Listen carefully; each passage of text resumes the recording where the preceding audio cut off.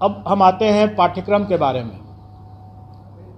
पाठ्यक्रम या और परीक्षा की जो संरचना है वो हम लोगों ने इस तरीके से डिसाइड किया है कि एक पेपर जो होगा वो क्वालिफाइंग नेचर का है और वो भाषा का पेपर जो है वो क्वालिफाइंग नेचर का है। उसमें उसको सिर्फ पास करना है, उसका मेरिट में नहीं जुटेगा वो। उसमें भाषा में 2 सेक्शन रहेगा। एक सेक्शन अंग्रेजी है जो सबको करना है और दूसरा सेक्शन में विकल्प है, मतलब कि वो हिंदी, उर्दू या बांग्ला। क्योंकि हमारे पास जो पद आए हैं प्राथमिक में, उसमें बांग्ला के लिए 148 पद है, उर्दू के लिए 12,729 पद है और बाकी जो प्राथमिक के जो बाकी हैं वो सामान्य मतलब हिंदी के हैं। ये जो क्वालिफाइंग वाला जो मामला है जिसमें 25 मार्क्स का अंग्रेजी और मैं आपकी जिज्ञासा को जल्दी ही शांत कर दूंगा। 25 मार्क्स जो रहेगा वो, और सभी एग्ज़ाम जो हमारे हैं वो MCQ बेस्ड हैं, मतलब कि ऑब्जेक्टिव टाइप के हैं, मल्टीपल चॉइस क्वेश्चंस रहेंगे। और क्वालिफाइंग नेचर का जो पेपर भाषा का है उसमें अंग्रेजी 25 नंबर के रहेंगे, 25 प्रश्न, और हिंदी या उर्दू बांग्ला जो रहेगा वो 75-75 का रहेगा। उसमें से कोई एक चुनना है उनको। मतलब टोटल 100 नंबर के 100 प्रश्न रहेंगे और पूरे पेपर में उनको 30% मतलब कि 30 नंबर न्यूनतम लाना होगा, तभी वो पास करेंगे, नहीं तो वो परीक्षा से, प्रतियोगिता से बाहर हो जाएंगे। इसमें जो लोगों को जो जिज्ञासा है कि पहला कि क्या 30% अंग्रेजी में अलग और हिंदी में अलग लाना है, तो ऐसी बात नहीं है। संयुक्त रूप से उनको 30% लाना है, मतलब 30 नंबर लाना है। इसके बाद अब मेन पेपर होगा।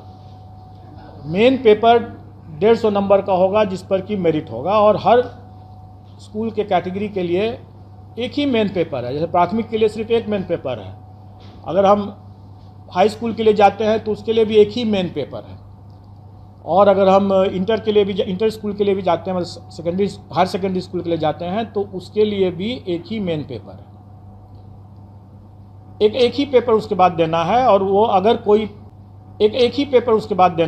वो अगर कोई अभ्यर्थी अगर तीनों श्रेणी के लिए अप्लाई करता है तो स्वाभाविक है कि उसको फिर तीनों पेपर देना होगा। अलग अलग दिन होगा लेकिन देना होगा तीनों। फिर मेरिट लिस्ट अलग अलग बनेगा क्योंकि सबके लिए अलग अलग वो परीक्षा है।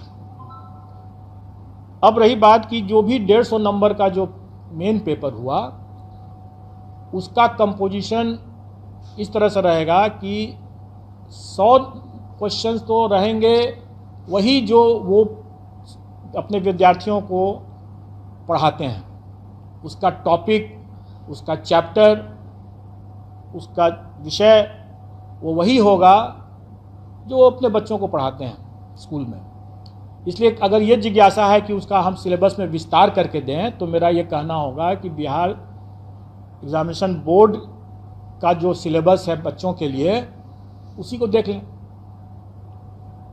उसी को पढ़ लें, चैप्टर उसी के हिसाब से कंप्लीट कर लें, उनका डिटेल सिलेबस हो जाएगा। अगर मान लें कि अगर कोई फिजिक्स का देखता है या कोई हिंदी का देखता है, तो जो अगर कोई इंटर का अगर है वो विषय, तो इंटर में जो पढ़ाई होती है एक फिजिक्स के स्टूडेंट के लिए, उसका वही रहेगा, चैप्टर कंटेंट्स वही रहेगा।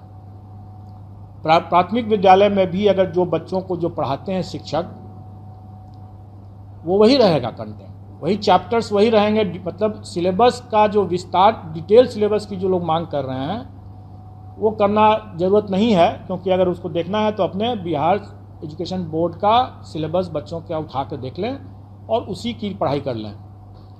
अब रही बात कि शिक्षक हैं, वो बच्चों से उनका ज्ञान ज़्यादा होना चाहिए, बच्चों से उनका स्तर ज़्यादा होना चाहिए, तभी तो पढ़ा पाएंगे। तो स्वाभाविक है कि प्राथमिक शिक्षक के लिए जो अभ्यर्थी होंगे उनका चैप्टर तो वही होगा जो बच्चों को पढ़ाने वाला है, लेकिन उसका स्तर जो होगा वो बच्चों वाला तो नहीं होगा। उनका स्तर जो उनके लिए जो जैसे प्राथमिक शिक्षक के लिए न्यूनतम निर्धारित योग्यता जो है वो इंटर है, तो उसी के आलोक में प्रश्न पत्र का स्तर होगा।